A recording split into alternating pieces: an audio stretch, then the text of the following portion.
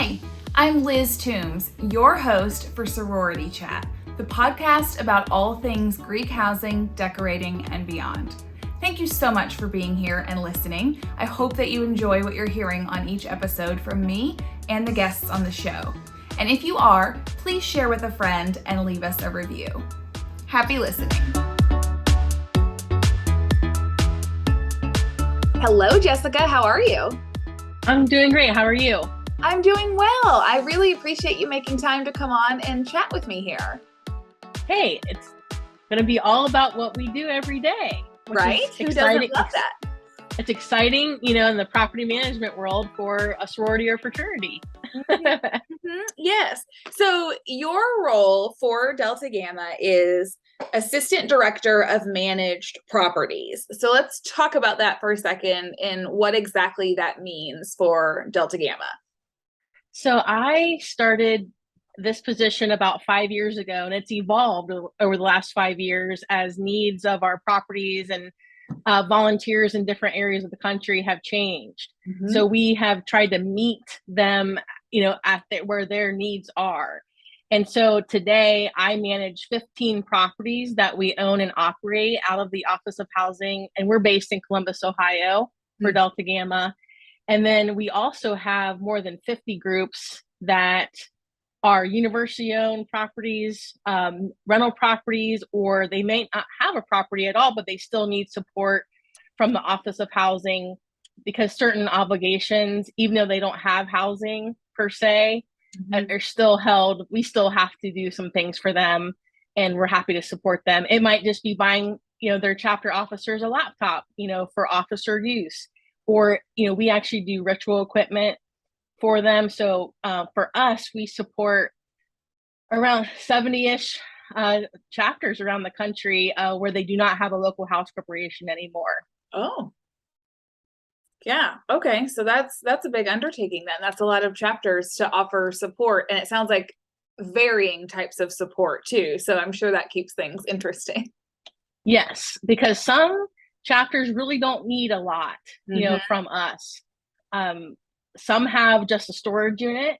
Some don't even have a storage unit if they are able to store some things on campus. So it's a wide range of things, but we're here for them no matter what. I'm always amazed at the number of storage units a chapter can have and the amount of things that are in that storage unit. Yes, we are asking our chapters with storage units to do at least an annual inventory. Mm-hmm. And we offer, hey, can we buy you shelving units, to help organize the storage unit, and, clear plastic bins to help, hey, what's in that bin? Because I think some chapters, especially if they're storing recruitment items, they don't remember what they have. Yeah, I know. And I mean, if you lose any institutional memory, like if the person who knew what was in that unit and in that bin graduates and moves on, and that information isn't inventoried, like you're saying, then everyone has no idea what they actually own. Right. Exactly. So you have not always been in the sorority housing world. You started out in television. So I want to talk a little bit about that start and your path to get you where you are now. What did all of that look like? Sure. So I went to Depauw University in Greencastle, Indiana. So a small school out in the farmland. Mm-hmm. And 90% of the student body were Greek when I was there. We had at the time, this was like 1999 to 2003. Yeah. At the time, we were 90% Greek. Okay. So we had the highest percentage of Greek at one time during that time period of any school in the country. Mm-hmm. And so I was a first time, I guess a first generation college graduate, and nobody in my family had joined a sorority or fraternity. So I tried to explain to my parents as best I could, and then I ended up joining. I was a COB, so did not join during formal recruitment. I joined right after formal recruitment was over. I'm a member of Delta Zeta, and I ended up living in my chapter facility for 3 years, and I loved it. Our house director was Shirley, Chef Rhonda, Handyman Earl. Unfortunately, Earl and Shirley have passed away, but we really were thankful for everything they did. And then when I was at Depauw, our radio station's really popular. So it was WGRE 91.5, and it's still in operation today. And so that's kind of what got me into thinking, oh, I'd love to work in broadcasting of some kind. So it took me a little bit when I graduated, but I ended up working for the Ohio News Network, which was a cable news channel that spanned the state of Ohio and covered all 88 counties, and did that for 6 years. Unfortunately, about 10 years ago, ONN closed. And so I knew Delta Gamma was headquartered here in Columbus. And so I just applied, and I literally took my first job with Delta Gamma about 30 days before ONN was announced to close. Oh. So I always say that Delta Gamma saved me. And, you know, I had no idea I'd be working for the organization for 10 years, but it's been wonderful. There's been a lot of growth opportunity. As I said, you know, the needs of our facilities and what our volunteer capacity has evolved. And so, you know, I feel like we've really risen to the occasion to be able to support them. But yeah, I had no idea at the time that I'd be doing, you know, what I do today. And at this point, I've been to more than 40 college campuses in the last 5 years. And I've seen at least 80 facilities, because I've seen over 40 Delta Gamma facilities, and I always go see at least one other facility on that campus while I'm there. Yeah. So it's probably upwards of 100 plus facilities that I've been able to tour. It's really fascinating, isn't it, to go see the different properties and how they vary? Oh, there's no two campuses that are the same. No. At all. Not at all. Not at all. Well, so if you have been with Delta Gamma for 10 years and done this role in housing for 5, what was your role when you first started with Delta Gamma?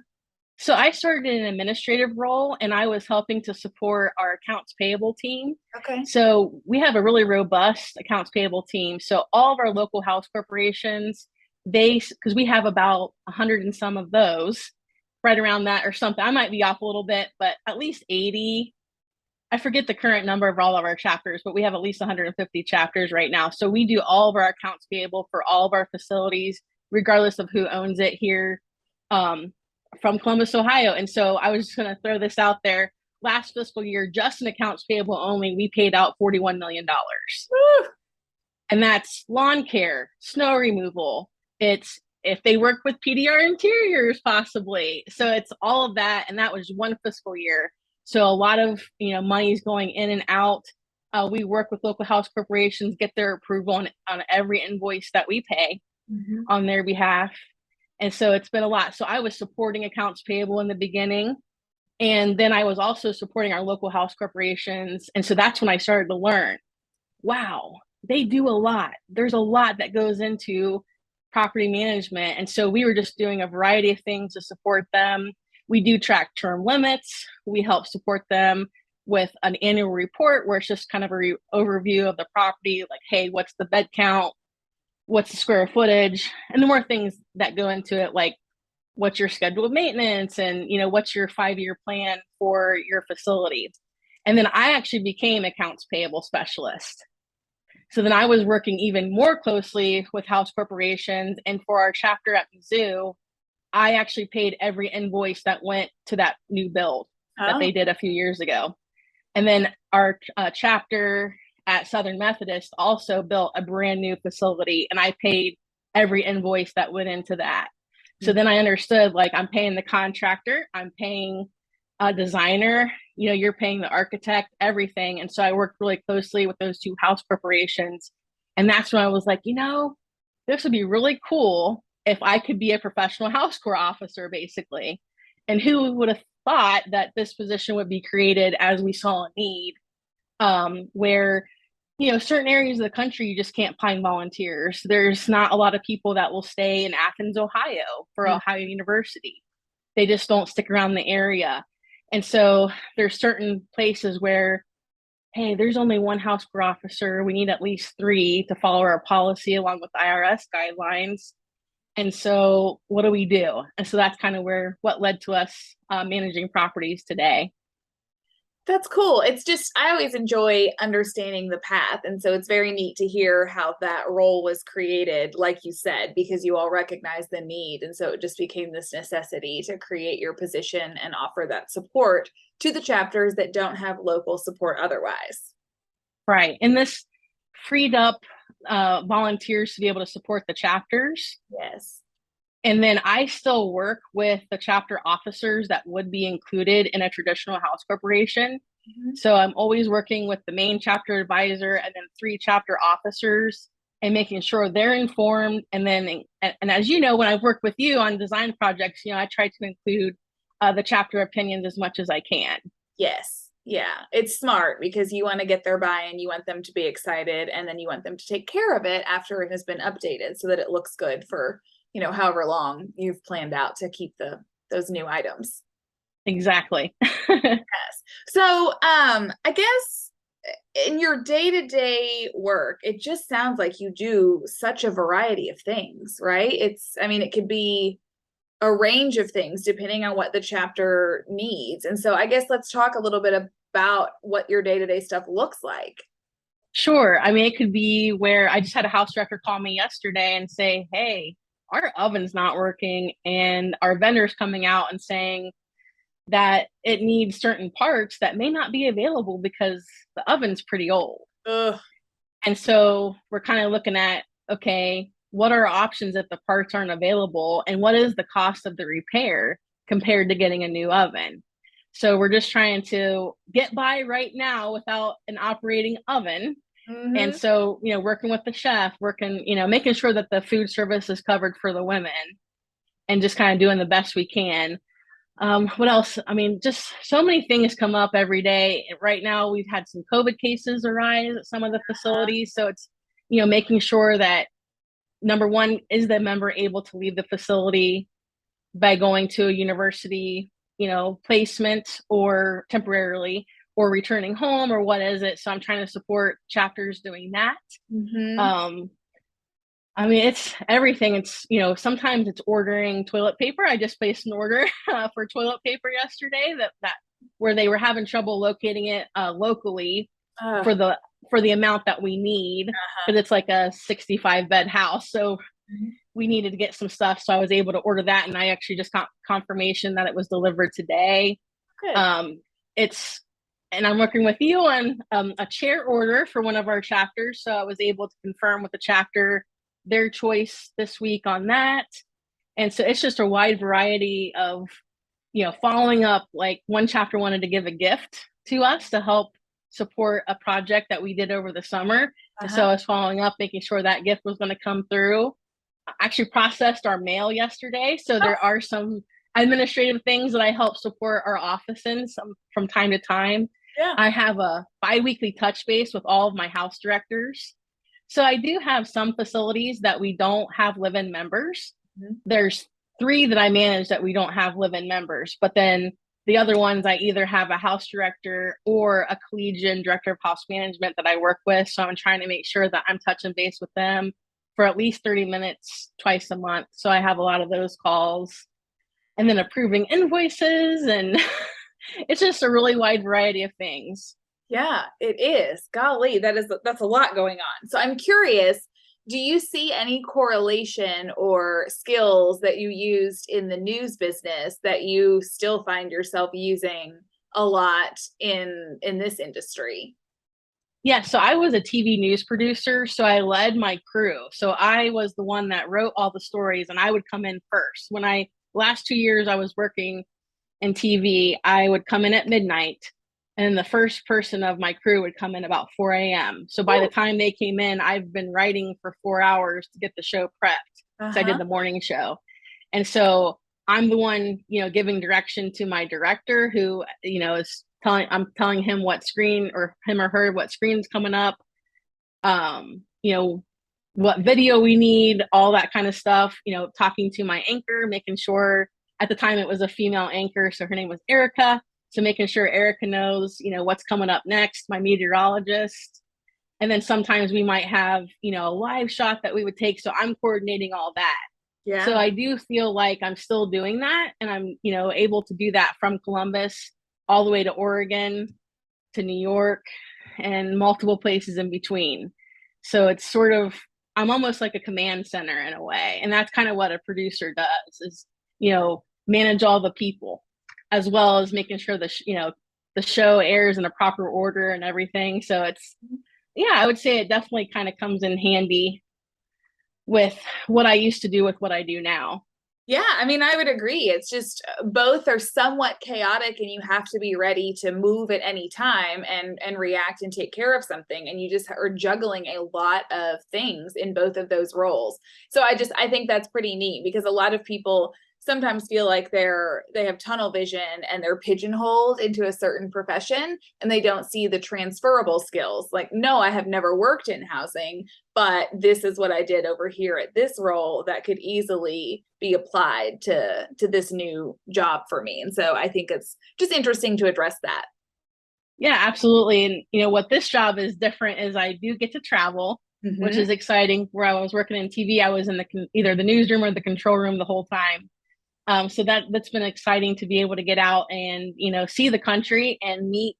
I really enjoy meeting our volunteers and our collegians. That's one thing about my job that probably is my favorite thing that I get to do. I mean, I love touring our facilities. I love managing them, but we do it for the members, right? So like, that's who I love to meet. And I'm looking forward to going to Denver and Oregon later this semester to be able to see those houses in action and get to see how the women are using the houses and everything, because sometimes I've only been at move-in, and so you only get to see a small snippet when it's during move-in, but this time I'll be able to go when they're fully up and running. Yeah, I'm with you. I like getting to connect with the members and see their day to day. And a big part of my job is understanding how they use the space or what's not working. And so there's so much value in just getting to go and see how they're using it during the semester and not just at a chaotic move in or move out point or when nobody is around at all. So yeah.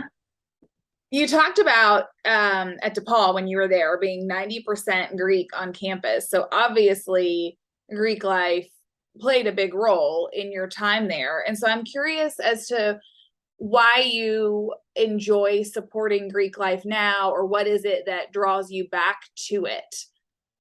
I had such a great experience, during my time with Delta Zeta, and I've been a volunteer for many years for the organization, and I'm still part of my local alumni chapter. I joined in 2004, and so I've just gotten to go to convention. I've gotten to meet so many of our volunteers and active members over the years, and so I just knew that I had such a great experience, and thought, oh wow, it'd be really kind of fun to see what it would be like to work for an organization. Yeah. And so, I didn't know what my house corps did for me because we did have a local house corps. And I am just so thankful, now that knowing what I know now, my house was beautiful. It really was. And unfortunately, my chapter did close. But, the time that I had there, was just so memorable. We had every need met, not knowing really what, we didn't know what we didn't know at the time. And I remember when I was a senior, the local alumni chapter took us out, or I'm sorry, the local house corporation took us out to a tea. And I was thinking, who are these people? Like, why would you want to be, like in your 40s or 50s, working with Delta Zeta? And that really showed me that it's a lifelong commitment. And I have gotten more out of being an alumna than I even did when I was a collegian. And getting ready to go see one of my best friends from my member class. We initiated in the year 2000 in Indianapolis in October. So we're going to go to the Notre Dame game. So if anybody's going Fighting Irish, so that's something that we just do. She's an Irish fan, and it's just something fun that we've done over the years. And so, I just, like I said, just had a really good experience, and really had just a beautiful, really beautiful chapter house. And I hold, my standards are high because I had such a great experience and a great facility to live in. So I, also have that high expectation for our properties, especially the ones that I manage. Yeah, I mean, you could just hear it in your voice, just talking about your experience and how meaningful it was to you. And I think that's a great driver for wanting to go to work every day and to do the type of work that you're doing. Absolutely. And it's not fun when you have to replace a boiler. I'd rather work No. with you or another designer all day long on doing some fun furnishing projects. But we had to kind of suck it up at one property this summer and get a new boiler in there. So there's some parts of the job that aren't as glamorous, but still need done so that the facility functions. Yes. Yeah, it's those So necessary evils, the behind the scenes. It's just like, in adult life, owning your own home or having to maintain a house. You're not excited to put a roof on or to change an HVAC system, but it must be done in order for these other things to take place. That constant maintenance has to happen, even though it's expensive and not very thrilling. right. And right now I'm actually working on our capital budget for next year. And so that's expenses that are, probably $1,000 or more. And it could be anything from a new couch to that new boiler. Yep. And so I'm partnering not only with my house directors, but also with the collegians so that they can have input. And I'll tell them, this is what we have to do. Like, we have to replace our radiators next summer, which isn't really that exciting, but it needs done. Yeah. But like, what can I do in this particular chapter? They would love to have their bedrooms painted. Yeah. So I know that that's something that we're going to put on our list. So I'm working on all those right now and giving the opportunity for the collegians to, weigh in on what, because like, let's do one project that we actually need to do for the facility, like the radiators, but then let's do something fun. And I think they'll choose the bedroom painting for sure. Yeah, I think that's good. So we have a number of collegians that do listen to the show, and you talking about working on a budget for next year brought up a question in my mind, and that is, what is the typical timeline as far as when you sit down and you're starting to work out numbers?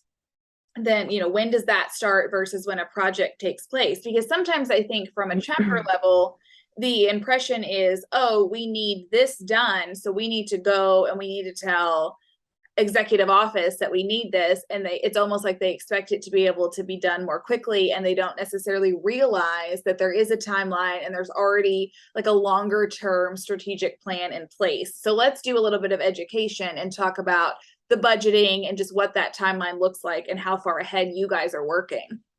Sure. So I've already been thinking about this for a while. Mm-hmm. Our budgets will be due in November, and then we will send out our information out to each chapter starting December 1st. Okay. So they will have what our budgets look like by December 1st, but for a capital expense, I have to have that in by November 1st. Mm-hmm. So I'll be, I'm already getting estimates now for whether it's painting or the radiators. One fun and exciting thing is getting a house rekeyed. So they're going to get all new doorknobs, and we're going to create a master key system. There's actually a couple facilities that need that. Yeah. I'm going to bring all my facilities up to speed. If they don't already have exterior cameras, they'll be getting those. Mm-hmm. And so we're working on, some of that right now too. And so I just need all my estimates really by the end of October. Mm-hmm. And then, if there's things that come up, like I might have to get this new oven ordered possibly for another chapter based on the part thing. Mm-hmm. That's going to be an unexpected cost, but it's a needed cost. Mm-hmm. Like something like new flooring, I can't just snap my fingers and do. Yeah. But for the oven, because that's an essential function to the house, I can go ahead and knock that out. Flooring has to be planned. Mm-hmm. And so once I get everything finalized from the capital expense portion, we can do those projects from January 1st all the way to the end of the next year, December 31st. So we could potentially do some things over winter break, possibly spring break. Really aim for the summer though, just because we don't mess with, the flow of the house and keeping the women out of a particular space, or, we just did a hallway flooring project on the living level on 2 floors at one facility. That had to be a summer project, or at least when they're not there. So that way we can execute it and not be in anybody's way.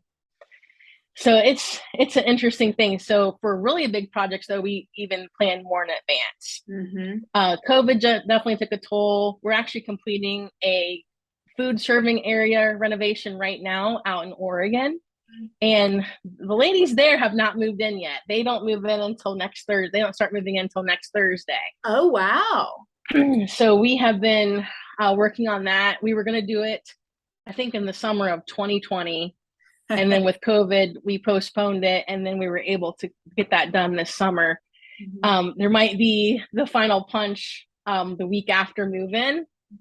So just because, things have been delayed, we're seeing those delays across the board.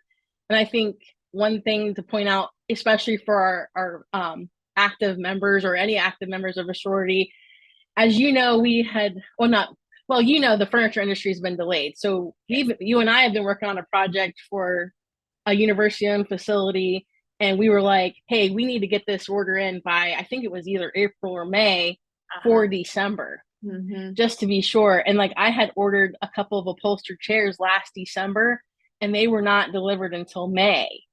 Yes.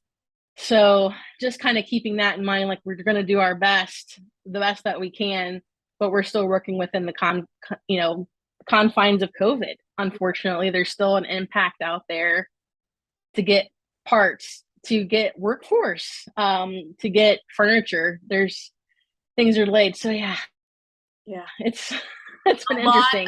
So yeah, I do try to manage expectations, and I don't promise anymore. I say we're going to do our best to execute it by this date. Yep. But just know that it may not happen, and it'll be out beyond my control, unfortunately, at this point.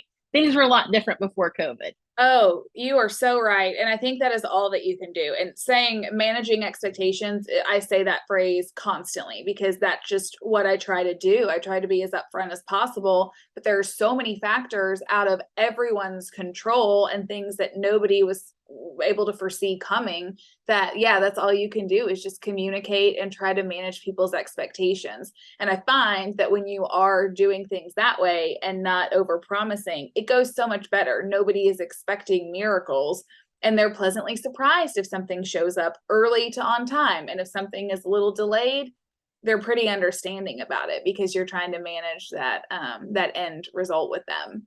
Right. Absolutely. So, it's I guess a push and pull. Like I said, I love to do the fun stuff, want to be able to do the stuff that you can actually see all the time. I would love that. But we also know that, you might have to take a tree down or, like you said earlier, get a new roof. We're going to have actually just approved a roof to be inspected, or, just had a structural assessment done of another property. And so that's not the fun part, though. It's not. That's when you kind of pray for a hailstorm. So it's like it's an insurance covered roof instead of an out of pocket expense.